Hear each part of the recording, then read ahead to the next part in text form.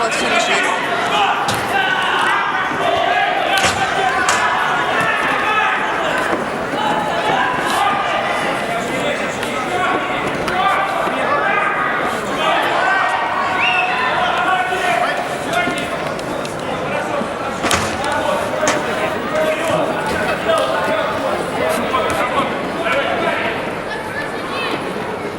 Итак, среди взрослых осталось две пары, которые имеются между собой отношения. Бой за первое место. Артур Заворотов и Левчуков. Они готовятся. Никола Колев, Юра Александр. Мы не спустили друга. Александр,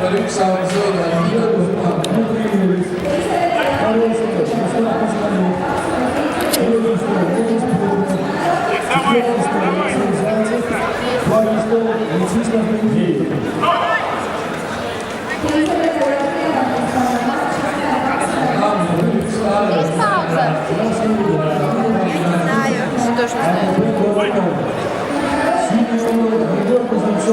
Если я просто люблю, сейчас нажму.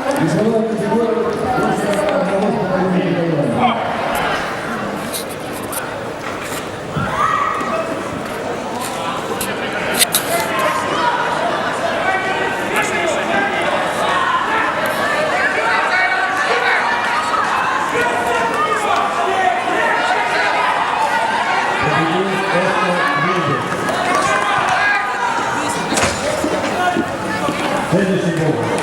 Кристиан Летман, Максим Тетерев. Приготовились.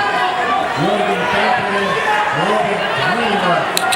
Ладушков, Йорген Кампеле, Роберт Милова.